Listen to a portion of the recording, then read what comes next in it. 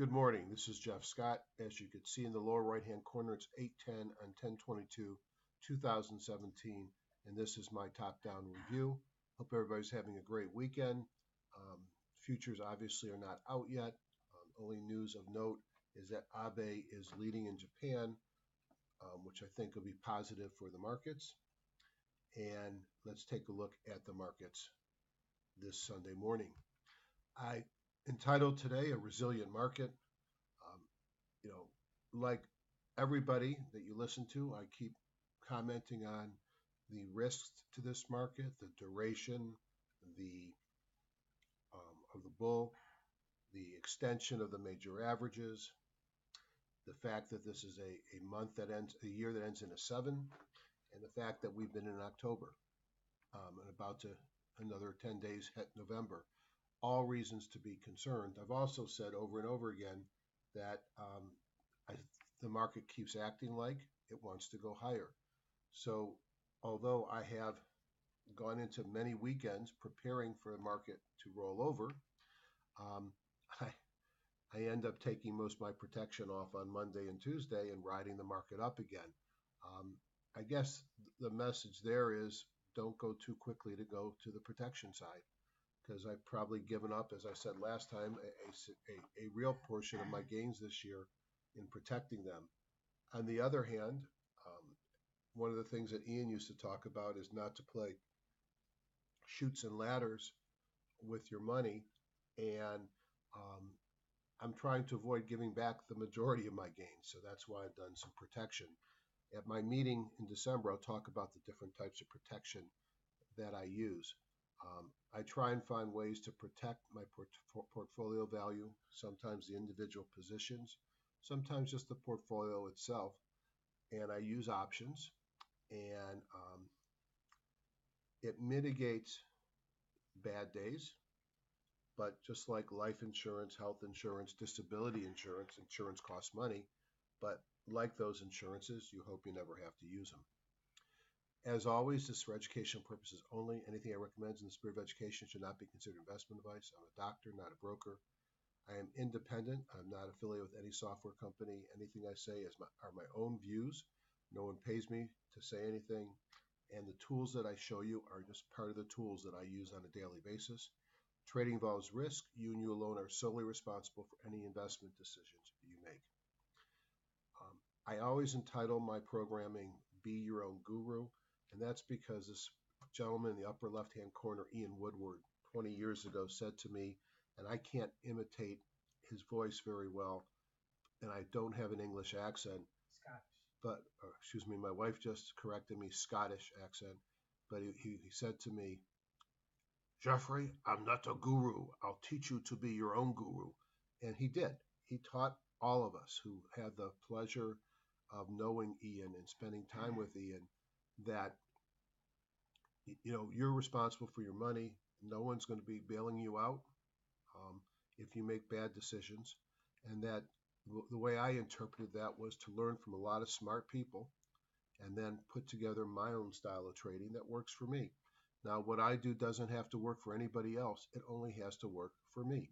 And hopefully you found these to be helpful and have found your own gurus to teach you, or your own supposed gurus, and you become your own guru. So I started with the basis of canceling. So William O'Neill's where I started. And I still recommend to everybody that asks me how to start to read How to Make Money in Stocks. Morales and Katcher used to be money managers for O'Neill. They've done a great job, I think, of improving what's now getting to be a relatively old system. Whoops, sorry about that. Ian Woodward and Ron Brown partnered with George Roberts of HighGrowthStock.com and took Cancelim to the computer and changed it, made it better, gave us new indicators that I like to talk about, like kahunas and bongos, etc. John Person's a friend of mine now, but he came to me as a teacher, mentor, software developer, but more importantly, he's just a great trader. He's been trading for as long as I've been in medicine, and he's written some great books. I highlighted 2 of them here. Van Tharp, the king of position size and money management. My buddy George Lee, who's just a great trader and a great teacher.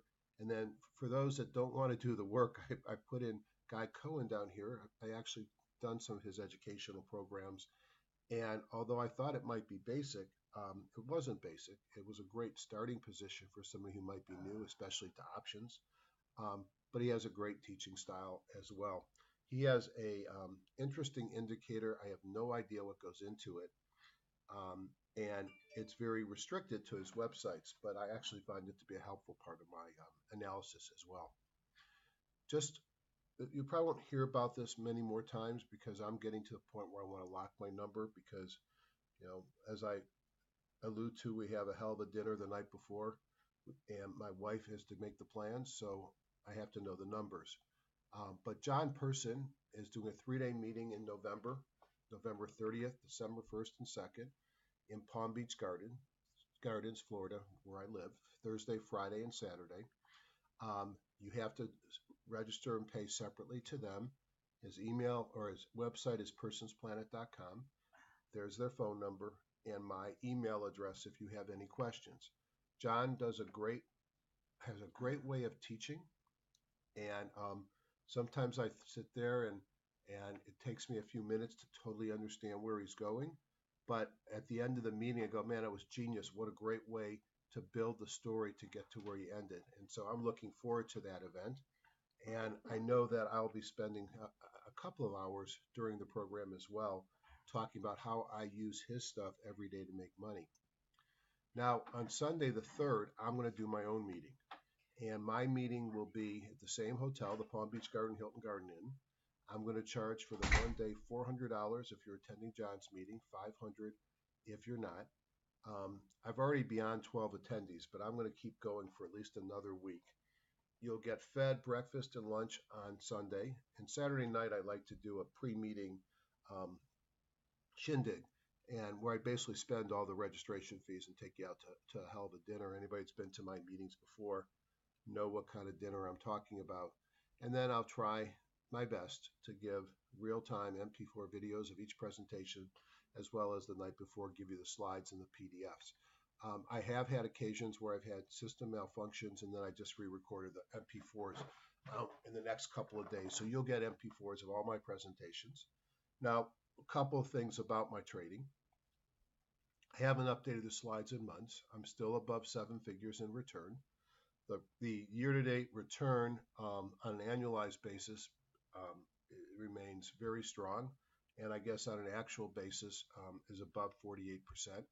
And the key things that I like to talk about is how I can do this without being tied to my computer during the day, requiring less than an hour each night, and while working full-time building another company. And the topics are here. Those who've been to my meetings before know that I don't change that much. I mean, I try and increase and improve, but the things that I learned from Ian haven't changed in a decade. How I use those to find my A trade, which is something I learned from going to an Alexander Elder meeting, but just my favorite trade. What does that look like? And then once I find that, how do I manage it? The use of stops, position size, and money management.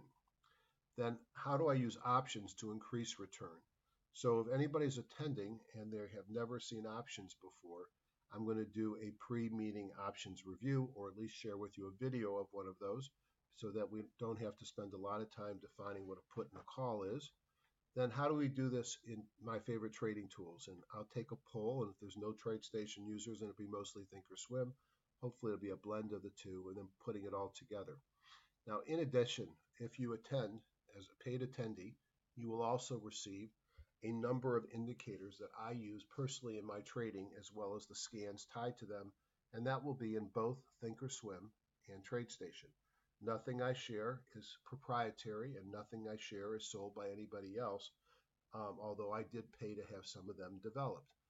In addition to that, I share a series of videos from prior seminars that I've done and other things that I have permission to share.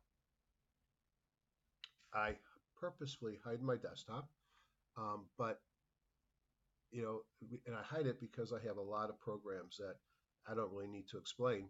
But what do I need if I had to cut it down? If I had a computer with inadequate SSD space? Well, I need TradeStation or Thinkorswim or both.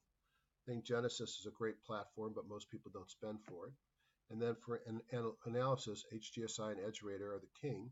I do supplement it with seasonality and websites as listed below, and there are more websites. I haven't updated that in some time. This is highgrowthstock.com. This is the website for HGSI. Once again, I am fully independent. I get paid nothing. In fact, I even pay for my subscription. Hit a free 30-day trial, and you can get it for free without a credit card for a month. And under investing strategies, where my arrowhead is, you'll see a series of videos done by Ron Brown, myself, and others. Hundreds of videos of both how to trade, but also how to use the software. Aside, if you are new to HGSI and you're still struggling with what the buttons do, it's dated and probably need to update it. I've got a 6-pack of videos that go into how to use the program. And Ron Brown also recently recorded a series of videos. I'm not sure it was Ron or George. You might find that useful. Stock patterns are cyclical, and I've said it for the year now. Like we took the top of this cyclical pattern up, and just when I think the market's going to roll over, i.e. Thursday pre-market, we get another bump up. And it's a challenging market because from where we ended Wednesday to where we ended up Friday night, had you not looked at the market Thursday, you probably would have more money in your account than if you were trading it, unless you took it to the downside and were able to switch to the long side at the right time. This has been a market that's really rewarded the non-active traders. I'm sure a lot of active traders have made a lot of money, but the macro trend remains the same direction. There are just so many flip-flops. It's been a tough market to trade, and I won't call out any names, but I spoke to one of my friends, and we were talking, and I said, this was one of the best years, if not the best year I've ever had in the market. And there was silence on the phone, and I guess the silence really said a lot about how this has been a very challenging year. You have to know what the market's doing to approach it. So if I look at my balances, I'll see I have more cash right now than I normally have. But, a couple of notes. I didn't want to play chutes and ladders with my money, as I've already mentioned today. And so I wanted to make sure I had cash left when we got to November and December. I've had plenty of years where I've given back a significant amount in October during a correction, as have others, and I wanted to avoid it. That's why I've got some protection, but I vacillate between going all in and then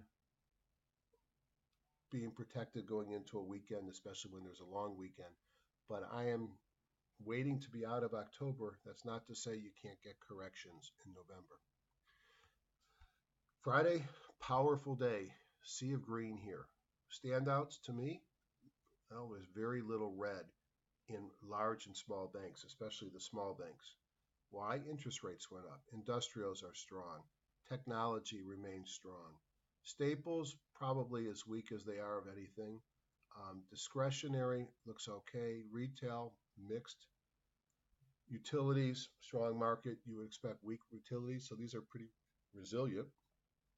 Healthcare kind of took it on the chin this week, especially biotech, as we got our required political bashing of prices. I am in that industry, and there are some real problems, I think, with how high prices are. But you have to balance paying companies to take risk, and the cost of developing a drug is extremely high. And there's probably solutions to the high cost of drugs, but you've probably got to give something too, and whether that's addressing patent life, some of the cost of bringing a drug to market, there are probably ways to get lower prices and not kill innovation.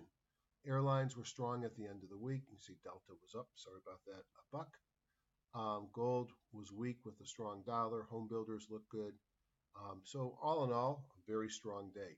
Now, I'd like to now go look in Thinkorswim at some of my favorite groups. So let's just go in here. Let's switch this to a daily chart. I look a lot, by the way, at weekly charts. I think weekly charts are incredibly helpful, and but they're all going to look the same. Everything looks so strong. So let me just get this to click, maximize. So a couple things to look at here. It's compressed, but there's 400 Dow points or S&P points from the top to the bottom. This is clearly going from the lower half to the upper. You can see the low for this period of time, which goes back to May, is in May itself, and the high was reached on Friday. So that's a very strong market, lower left, upper right. In all my charts, I use the same moving averages, a 17 period, a 50 period, and a 200 period. And these are simple moving averages, and I'll use an 8-day exponential when I look at stocks as well. This is on balance volume. You can't get much higher here. The only concerning thing that I see here is it's starting to get extended away from its indices, which means risk is going up.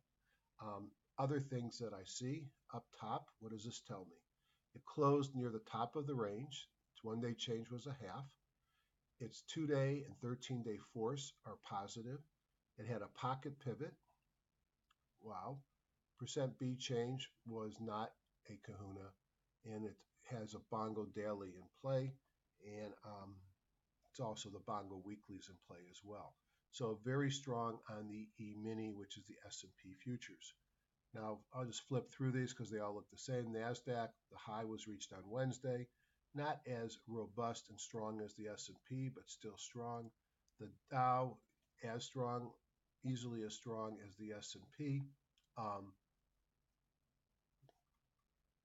Closing at the high for the period that we're looking at on Friday. Looks just like the S&P. The Russell, which has been probably the most volatile, the high here is 150.68, and it closed at 149.98. So we're 70 cents away from an all-time high on the Russell, and you could see the big move it had from August until earlier in October, sort of flagging here. Is it ready to go?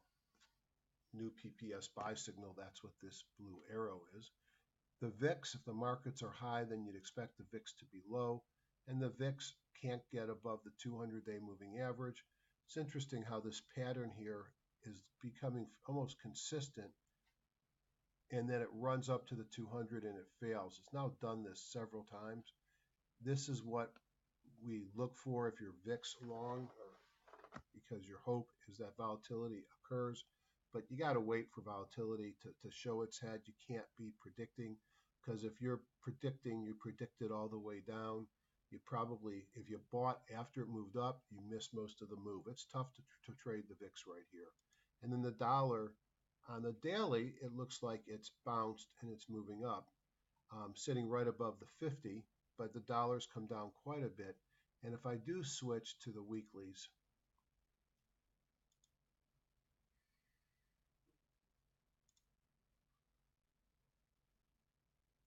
I'm not going to go through, I got to change that again. Every time I change computers, and I change computers a lot, I have to go and I've got to update these symbols that change. I guess the key thing I want to point out here is not that they look any different than the dailies, but this right here is that the dollar is really sitting on the 200-day moving average. That has got to be support. If it breaks through support, that will have implications on a lot of things, including gold. All right.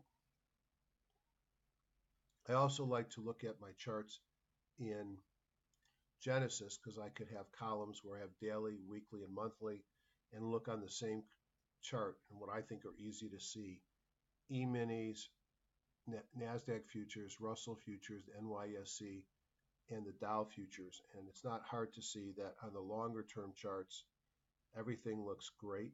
This here is actually seasonality. There's some choppiness, on some of the shorter term charts, but even the Russell and the NYSE that have been in some short term sell signals for just a couple of days reverted to buys yesterday. Strong market, no other way around it. Rates, hard to see, but if you could see it the way that I see it, you would see that rates moved up on the week after falling the prior week on both the 10-year and the 30-year. AD lines shooting for the skies. How often do you see a market crash with so much strength in the accumulation and distribution? In fact, if you look at the AD line in white and you compare it to the major market ETFs, the diamonds in green, the Qs in blue, the spider in yellow, and the Russell in red, everything is reaching new highs. This is a very strong and resilient market. Now, breadth, I'm going to call it overbought now. We're at the point where you typically see reversals. These are stocks above the 200 and stocks above the 40. Certainly not as high as they can get, but at the higher part of their range. The 3-month new high, new low actually came back a little bit this week. This is my shortest term overbought, oversold indicator, and we are not at a have to reverse area, which is this line, but we're much closer to it than we are further away. The daily McClellan not at extended areas, as is the weekly. And when I use the McClellan, I'm mostly looking at evidence of overheated, whether too high or too low. Buckets show me 2/3 of the stocks in S&P 1500 are above the midline in their Bollinger Bands, and we have about 8% are above the Bollinger Bands. Again, showing me what I call a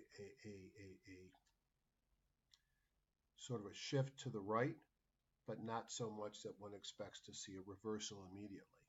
There is no evidence of a Hindenburg. Hindenburg is a signal that might occur near a market top as the professionals are getting out and the amateurs are getting in.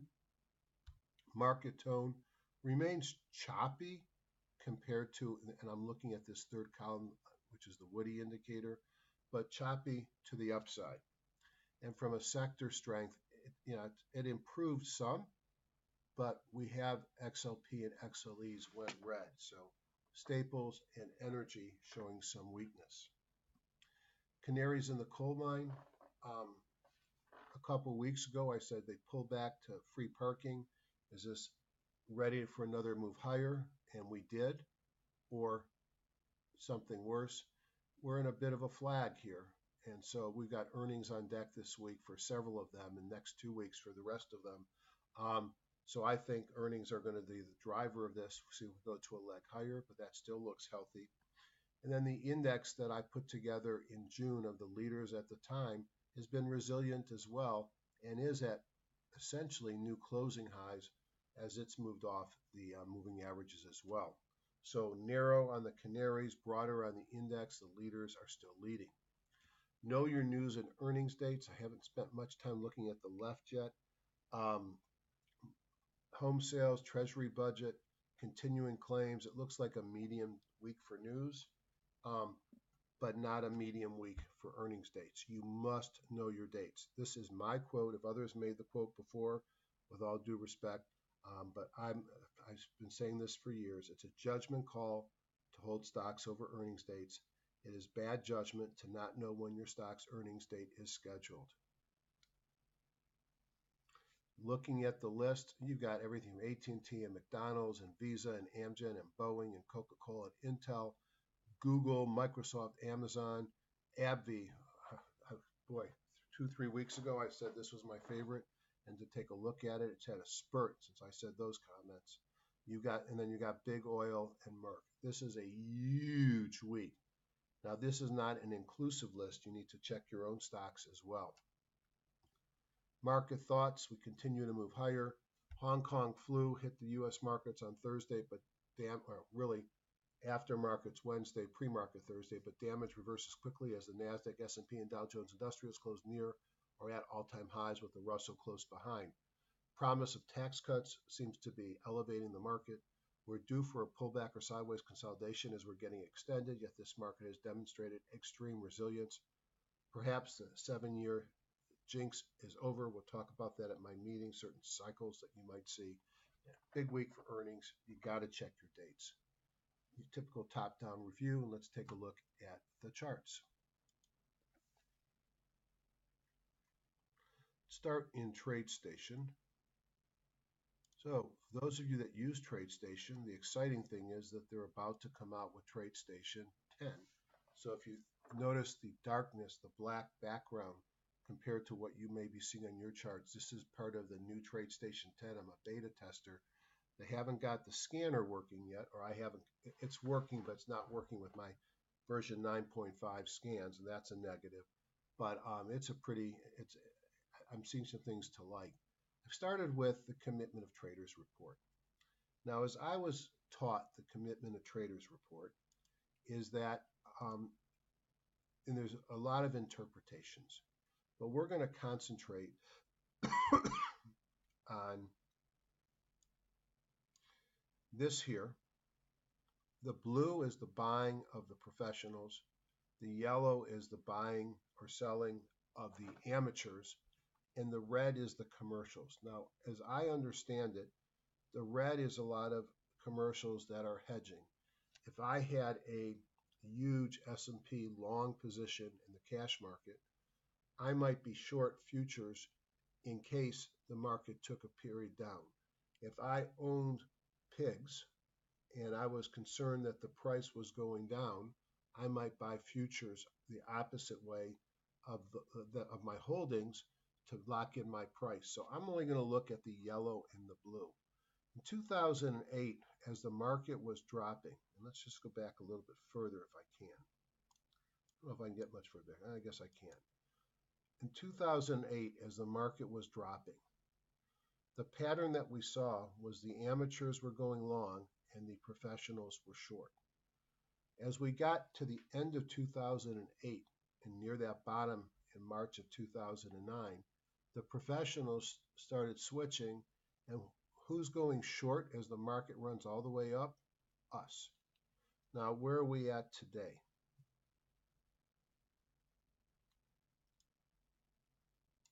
Today, as we're reaching all-time new highs, this is a person buy signal, by the way, the professionals, the banks, the brokers, the hedge funds are long, and we're still short.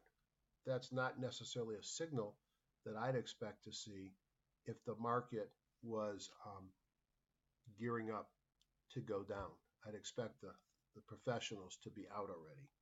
So that's one thing that I've been paying attention to. Now, this is my 6 points. We're going to go quickly. We're starting on the E-minis. Point number 1, am I in a buy in green or a sell? And I look at 3 time frames, daily, weekly, monthly. Long in the tooth rally, but we are definitely in a buy signal. You could certainly argue that this period of time from here to here, we were in a trading range. So although it feels like we've been in a rally since 2009, there has been a period where we went sideways and pulled back. So maybe it's not as long of a rally as we expected. So point number 1, we're in a buy. Second, what's the color of my paint bar? These are Elder Impulse Indicator. Green is a buy. So I can go long or hold, but I shouldn't be going short. Blue is neutral. And red, when we see it, is a sell or hold, but don't be buy. So it's green, and it's, can't tell, I guess it's blue there. Doesn't matter on the monthly. That's 2 big wins. Third thing, where am I within my auto envelopes? I am riding up the top. Now, we've seen over the years that you can ride up the top for a long time. However, at some point, you're going to go sideways and get back in. I thought we were getting back in. We had to move up. So now we have a signal that tells me the market is probably getting extended. The fourth thing I look for are these little red dots or green dots. And these would be evidence that I might have some MACD divergences. If they're red, then that's telling me I've got some pressure to the downside. Number 5, where am I on my bongos? And daily, weekly, and monthly on the same chart. This is one thing that I will sort of give away for free. You have to pay for a third-party multi-time frame indicator. It's $50, and then I'll give you my bongos. You can play with that. All of them are green. And then the last thing is, where am I on the high jump bar, which is something you'll learn about, which is 70%, which is not I have to roll over level. We are extended. At some point, extended markets either pull back or go sideways. That's all I could say. Beautiful, uptrend, strong. If I very quickly put up the Dow, very similar. It's got the red dots. It's green. It's in buy signals. We're at 88%. We're starting to get to nosebleed territory here, but it's not to say it can't go higher. This tells me over the last year, and when I look at the major indices, this is the 88% of the highest extension that we've been. If I look at the NASDAQ, not as strong with the red dots on the daily, turned blue, sitting in the middle of its envelope, still in a long and intermediate and longer term buys, 50%. Bongos are green. Not weak by any means, but not as extended. And then the Russell,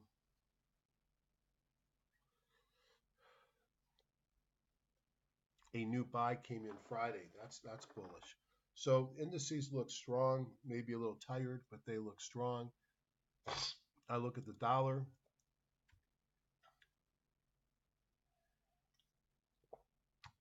Dollar's been in a buy for a couple of days on the daily and green. Weekly, it's still in a monthly sell, just showing the weakness that the dollar has had. And look at the strength, what the market did between 14 and 15. So not a surprise to see it giving back some. Weekly bond goes green. High jump's not an issue. The VIX, you want to see something that's probably in a sell signal. No, the VIX is in a buy signal, but it's flat. It's in a weekly sell and a monthly sell. The weekly bongo, though, is red. So the VIX is pretty sideways, but it's at a very low point. And if the dollar had a new buy signal, what did that do to gold?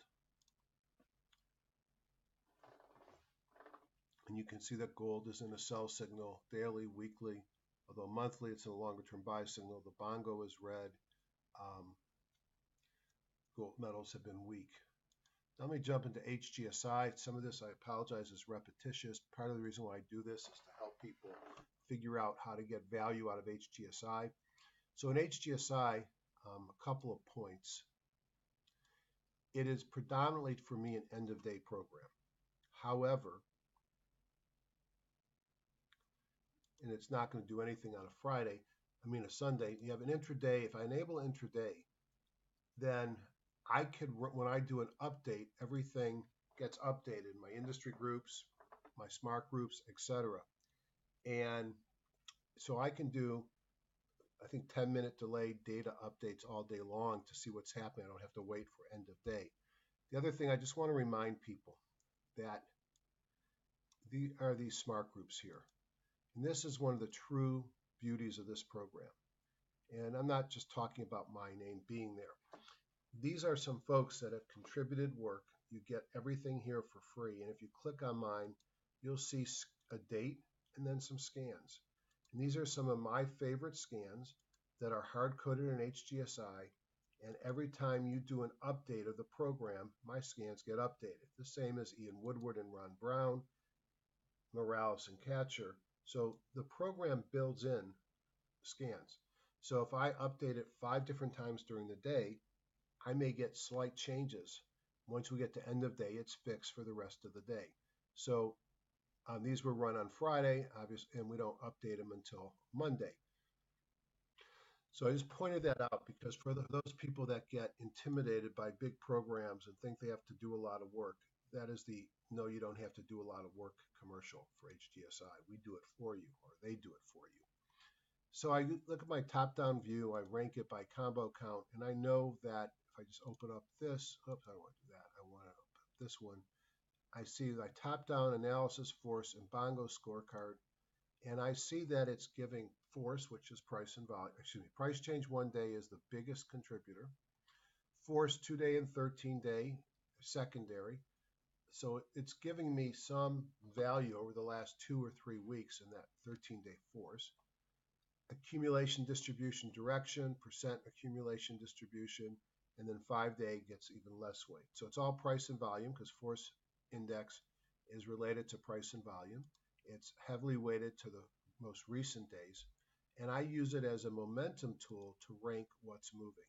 So when I see the Dow, the mids, the NYSE, the smalls, the NASDAQ, and the S&P 1500, 500, 2000, all in the top period, and the bonds, gold, silver on the bottom, I know it was a strong week in the market. Now, the big NASDAQ stocks are number 17 out of 23. Biotech got hammered, and there was a time that my portfolio was so heavy in biotech, this would have been a lousy week. So I'm going to use the, I got to size this for this computer. My apologies, I haven't done that yet. Stop it for a second. All right, so I like to look in HGSI at the major market indices. I just want to introduce you to 3 indicators that are here that I find very useful and things that we'll talk about at my meeting. The top are my bongo signals. So this is something I was involved in creating. And these are my long and short-term timing indicators. That I like to be long when the weekly bongo is green, and I like to look for periods when I'm long where the short-term bongo goes red, because that indicates pullbacks in the market, and I could scan for that condition looking for things like this, where the market's pulled back to the 50-day moving average, yet the long-term trend is up, looking for pullbacks in an uptrend. The next two are Hindenburgs. The Hindenburg Omen, those are just two different calculations or two different indexes I calculated on, just looking for evidence that I need to be nervous. Now, obviously, it's not a problem today, but if I went back to 2006 and you were watching the market and you knew that these were bad when you started to see a couple of them, you might have gotten nervous here in June of 2007.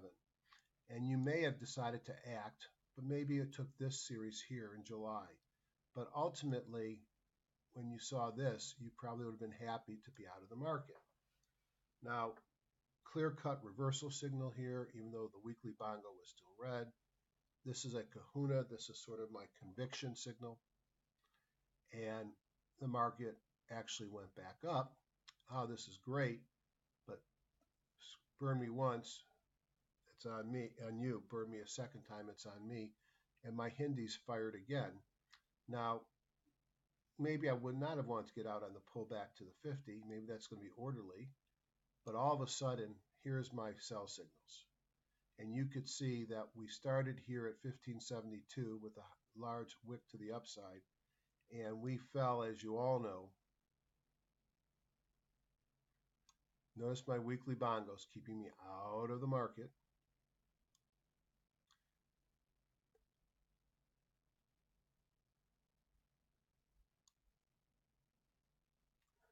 We bottomed here at 1300, and you could have seen here a Eureka. This is a signal of a follow-through day in the market. A kahuna took out the 50. My weekly bongo goes green. I may have gotten back in the market. And then I would have run right up here to the 200. Looks like I might be failing. This would have been a clear-cut sell signal. And then we're back in weekly bongo land, and the market continues to sell off. These are bingos. These are sort of baby out with the bathwater days. And then one can see we went from 1570, got down to 740. This is when the big money started going and buying. I wasn't buying yet. But then we're going to get to March of 2009. And this was the time to go into the market. This is a high close doji. This is breaking the 50. Notice my weekly bongo still red. Weekly bongo goes green back here. So I would have gotten back in at 840, and then the rest is history. So you tell me, if I knew that the Hindenburg was firing 5 to 7 times, would you not want to know? That's why it's on these charts. Here's my 8-day exponential, then a 1750 and 200 simple. These are the bongos. Blue and green are up, red is down. These are down here would be Eurekas if we had one. S&P strong, we know that. Dow Jones Industrial, and we talked last week, are we going to see a pullback, as we've done several of them, to the 50, or do we just keep going on higher? We are someday going to pull back, I guarantee it, but you don't know anymore when it's going to happen than I do. Big volume on Friday, but it was options expiration. If I look at the NASDAQ, again, starting to flatten a bit, but you could see it's kind of an interesting, I could draw a circle around it. I'm a clown at heart, so kind of like a face. Yeah, it's 2 eyes, a nose, and a mouth. But you can see the NASDAQ had a very quick pullback on Thursday. By the end of the day, Friday, it's back up to where it was on Thursday. That's a resilient market. And then the Russell 2000, as I'd mentioned, had a big run up, flagged, and now it's taking off again.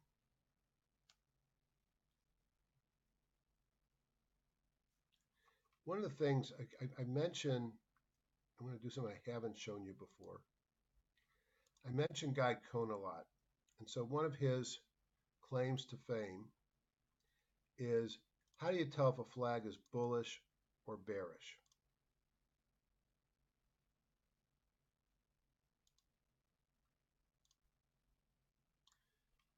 This is the OVI indicator. And if I'm in a flag, then I want to look down here and see where the OVI is. So here, this is interesting, and maybe this is a bad sign for the market. We were in a flag here, and I'm not getting much of an OVI signal. What you like to see is this when you're in a flag, and that's what his scanners look for. So that's actually gives me a little pause when I didn't see any OVI support here. That's interesting. So I put that into my, where do I think the market's going to go? This is a very high base. Rough day on Thursday, recovered on Friday with a new buy signal with John's indicators. I think it looks higher, but the risk is pretty high up here. And I think that's what the OVI is telling me, because it's not a big move to the up or the down. As we talked about the dollar, huge sell-off.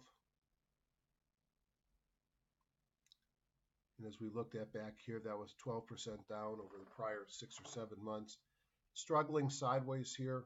That 50-day moving average has to be support. Notice it had a kahuna on Friday, a strong day with rates rising. The weekly bond goes green. That says to me it's probably going higher. The VIX,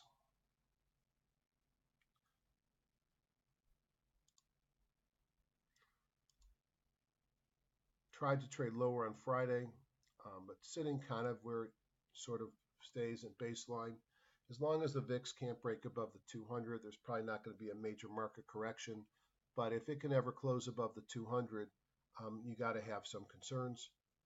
But it's going to be a quick move above it. Hard to trade the VIX the way it moves. I know I've lost a lot of money over the years using it as protection. But as I said before, insurance is insurance. You buy it in case. You don't buy it because you want it to go up. Gold is struggling here between the 200 and the 50s. If dollar goes up, gold is weak. Notice a new weekly bond go to the downside on gold. So that's how I start my analysis. The second thing I do is I go to 07 industry groups, hit warehouse here, and then I'm going to sort industry groups by 2-day force. And the point of this slide, as you can see, I've got 62 of this chart of the groups are to the up on 2-day force, and I've got 5 to the downside. That's a pretty bullish end of the week. To the downside, raw materials. I know Cleveland Cliffs had earnings that weren't great, and you could see a pretty big trade down, a failure at the 50. Now that means Vale, which is the other one here, and tech and a number of stocks might be under pressure. So raw materials for steel, beverages, restaurants, entertainment content. These were number 1 and 2 at one point last week. Time Warner must have had, well, it's a price and volume mediated indicator. So the price on these stocks, the volume is here was 5 million, and it had a small price movement, but price and volume matter. With a high volume, it gives more force to it. So not much there. And then lodging index, the Marriott's, hotels and things have been strong, and you could see they gave back a little bit on Friday, but for the most part, we're up on the week. So not a whole lot of groups to the downside. So short-term momentum clearly up. 5-day force, a little bit longer-term momentum, 57 versus 25. And some of the things that we usually talk about, exploration, other energy names, biotech, pharma, oil, various oils, airlines, even though they may have bounced last week and they're not in the short-term force, still from a longer-term perspective have some downward pressure on them. But let's see what was working yesterday on the 2-day up. Apparel, footwear, that's kind of interesting. Now I'm going to change my view a little bit, and I'm going to go to my webinar view without VSA. So what I've added here, the Hindi is now on top. Come on, stop that. The Hindenburg is on top, and you can see we haven't had one. The weekly and then the daily bongo. Then this box is accumulation distribution. Green is good, red is bad. 2 and 13-day force. This is the high jump bar, which has moved up, but it doesn't count in a stock that has been going sideways. You have to be in a long uptrend or downtrend before I pay attention to that. This is a viable gap up, squeeze, mobile breakout. This here is the industry group. You can see how strong it is. Here's the candlestick. These little dots are PSA, our dots from Wells Wilder. Notice we had a reversal on Friday. That's another bullish buy signal. Down here are my pocket pivots. This is my on-balance volume with the Eurekas in red or Phoenix in green. And down on the bottom are my kahunas. So this is Skechers. It makes money. It looks like it's got some turnaround coming here. Everything is green except for distribution. Viable gap up here. Kahuna looks interesting. You have to know how to play viable gap ups. We'll talk about that at the live meeting. Under Armour, if you want to do some bottom fishing, similar picture up top, mobile breakout from a squeeze, a pocket pivot, and kahuna. There's two versions of Under Armour. They both look interesting. And if you like bottom fishing, you might want to look at Under Armour. Ralph Lauren, uptrend, pullback. It looks like it's breaking out of a flag, mobile breakout from a squeeze. That looks interesting up there. Nike, too far down the pattern. Here's the other Under Armour. So, and then here's VF Corp, which has the nicest of the bunch. It broke out back in June, nice uptrend, a little bit loose. It looks like it wants to run again. So, specialty apparel has not been on the list for a long time, or apparel footwear rather, and that looks interesting. Electrical power equipment. Can you say GE? GE had earnings surprise, and you could see initially they traded down and then had a big belt hold signal taking out, or a bullish engulfing pattern taking out 1, 2, 3, 4, 5, 6, 7, 8 days. That was a big move. Weekly bongo still down. Huge volume. Pays a 4% dividend. You can see earnings per share growth looks like it's going to pick up. Multiple of 18.7. It'll be interesting to see if GE turns around, but more interesting to see can they maintain their dividend.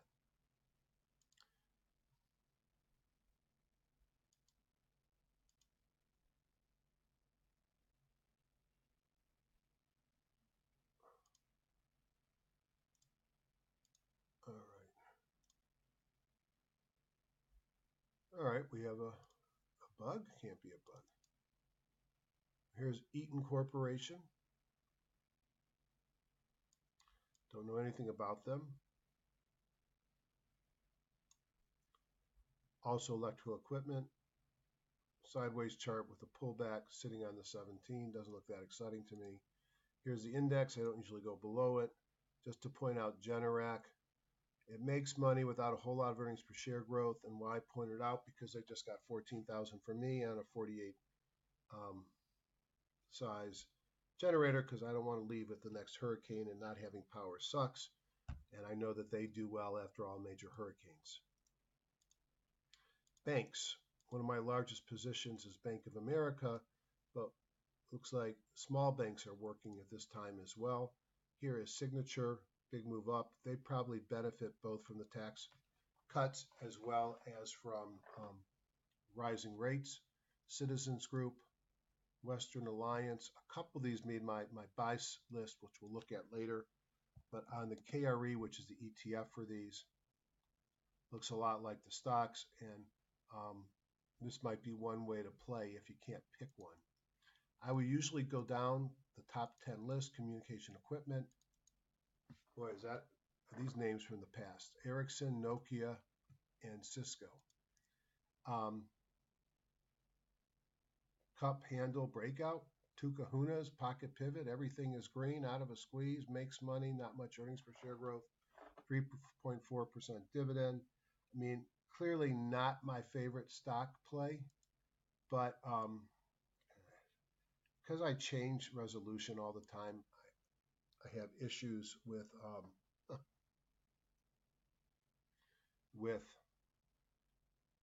when I open up new windows. I put this on a weekly. You know, it's in a gradual uptrend. The weekly bond goes green. Cisco, even on the weekly, cup and a handle breakout. Looks interesting. Earnings, remember this is earnings time, November 15th. Ericsson, kind of a bottom fish, big Bible gap up on Friday. I don't like Bible gap ups and downtrends, so I probably would have passed. Finisar, no. Nokia, again, a big pullback down to support, now sitting up at the 50, not my cup of tea. F5 has been down for a long time. Now, is it different? Is now when it's going to run? I don't know. Probably wouldn't be playing with that too deep in the pattern. I will go down the top 10, diversified banks. I was going to say before, my number one position is Bank of America. Had an extremely strong week, and you could see breaking out with a gap up here to all-time highs. I hope that's not an island reversal, although I did buy some puts to protect my position in Bank of America. 1.8% dividend yield. This is one that, I hate to say I'll never sell it because that's a kiss of death. But this is one where you wanted to load up during the financial crisis because you could have bought this stock and others, and I'm sure others did too, in the $5 or $6 range if you had. This is back in 11, okay? And if we go to,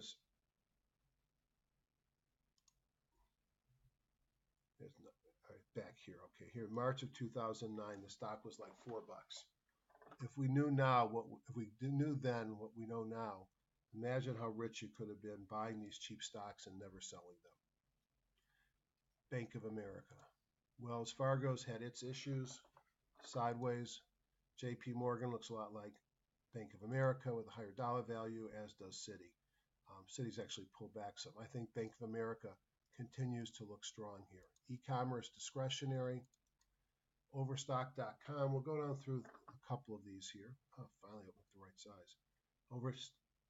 This has been in a great bull run. Here's where you should have bought it. Now, I didn't buy it then. I may have talked about it then, but you had that belt hold signal, a PSA reversal, 2 kahunas in a row, a mobile breakout from a squeeze, a green candle low, and then a weekly bondo. That's when you want to be buying these. You don't want to buy it now. It might work buying it now, but the risk is much higher. Wayfair had been a darling on the way up, kind of doing nothing right now. PetMed Express, these don't look that exciting. Chegg looks the best of the bunch, a nice uptrend, lower left, upper right, really tightening up here. It's got some earnings per share growth coming in. Earnings October 30th. Infrastructure. How do I do my analysis in an hour per night when it sounds like these things take 5 hours? Because all I'm doing is the analysis of the industry groups and looking at the top stocks as well as looking at the indexes. And I do this on a nightly basis. Microsoft looks very strong, as does ServiceNow. So I'm going to stop going through these because it's going to start to get redundant. But I spend a lot of times, I spend my weekend or my weeknights by going to Major Markets Plus, top-down review, and figure out where the strength is in the market. Am I long or short? Then I go to the industry groups. I do the same thing. I look at forced 2-day up versus forced 2-day down. Oops, that's 5-day down, which sort of reiterates whether I'm long or short and which groups I want to play in. The third thing I do is I run my group inclusion report. I hit Tools, Group Inclusion Report, and I do load selection. Now this is where it is on my computer. Obviously, you're not called Jeffrey Scott, but it's probably under App Data Roaming HGSI User WBGSEL. I find the top 50 groups. I want to make a group from the report. We're going to call this Web Winners 10.22.2017. I'm going to hit OK. And what it's going to do, it's going to find the stocks that had the most times showing up in my favorite smart groups. I do this intraday as well.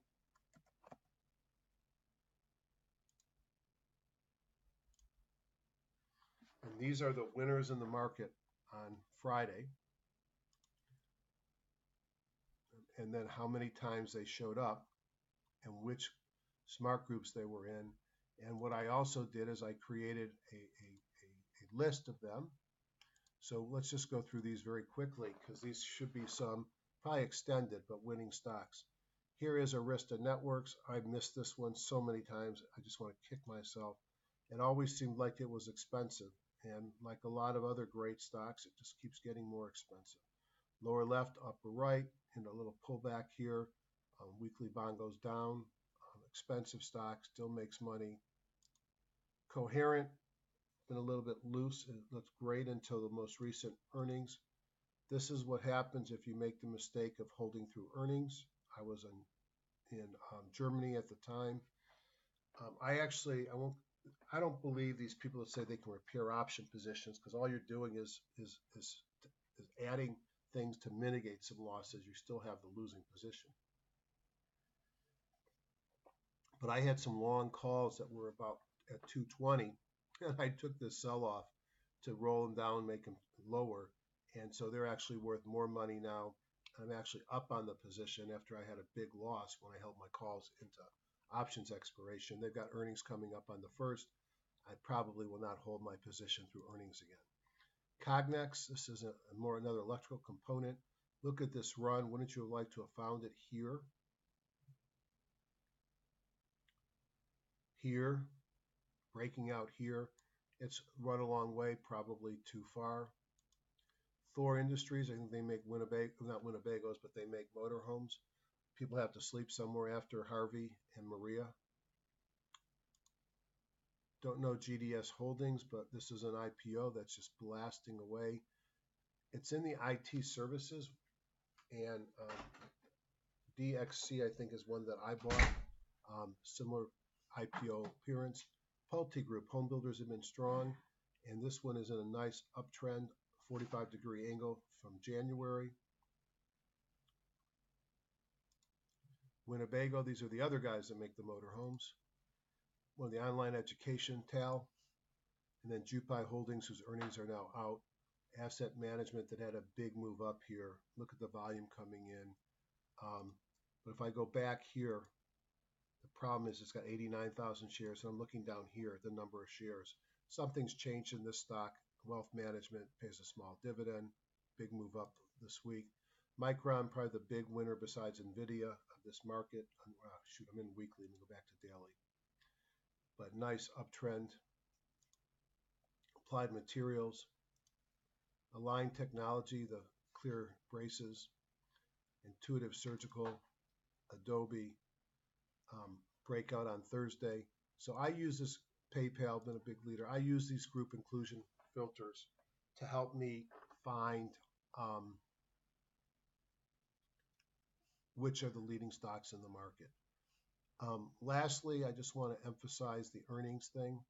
So within HGSI, there should be an earnings date. You see it right down here? So I think it needs to be higher. So let's bring it up. I'm going to put it right next to the industry group so we can see it. So I can now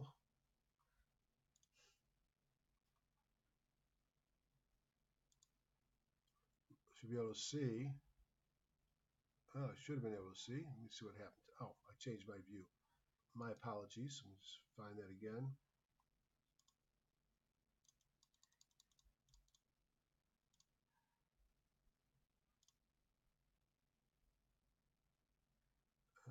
I guess I didn't move it up high enough. I'll get there.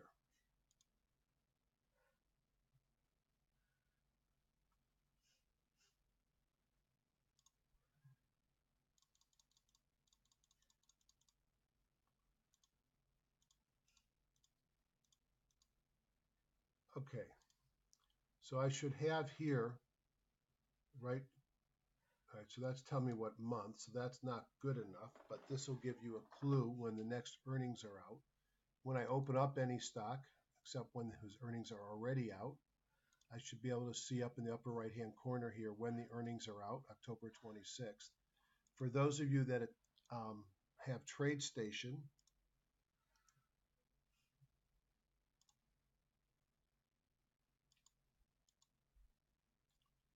There is a free indicator. Just go to the forums and search on Guru.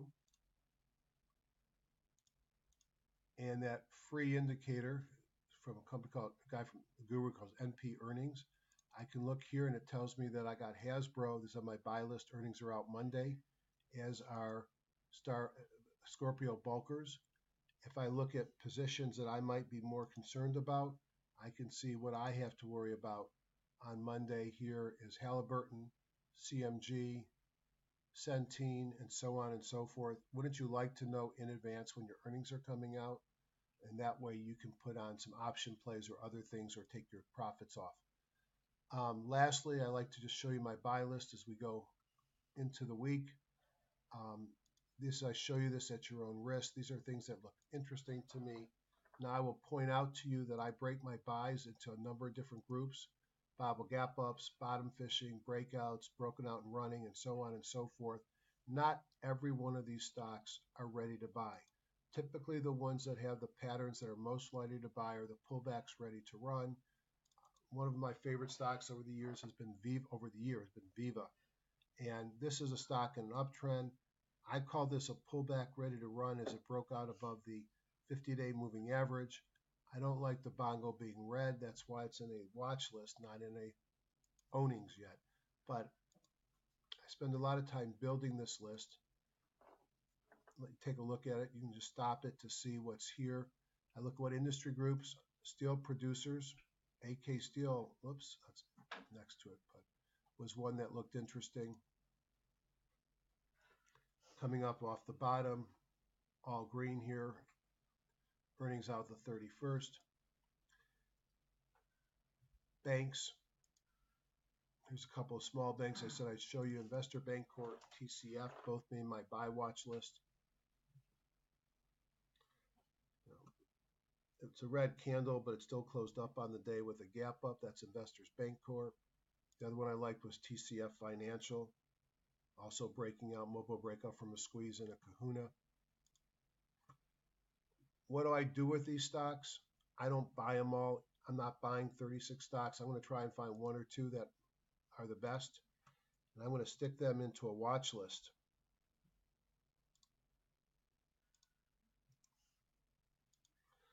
And I'm going to go over to and I'm going to have this sitting on one of my big monitors. And I'm going to be watching it during the day. And I'm going to be watching it for a lot of John Person signals, new high close dojis, new PPS signals that might be occurring during the day.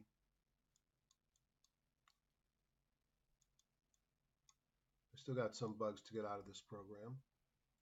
And then the other thing I might be looking at it for will be some of the traditional indicators that people know I like to look at. Looking at green candle lows, red candle highs, ISO failures, squeezes, mobile breakout or breakdown from a squeeze, pocket pivots up or pocket pivots down, and then viable gap ups that I'll be looking for occurring as well. Just a quick aside, if you attend my meeting, you will receive all the indicators that have a JS on it. I'll show you how to find the NP earnings. And then if you have Thinkorswim, I'll show you how to use some of John's things in Thinkorswim. On that note, I'm going to say goodbye. You all have a great week. Hope you make some money.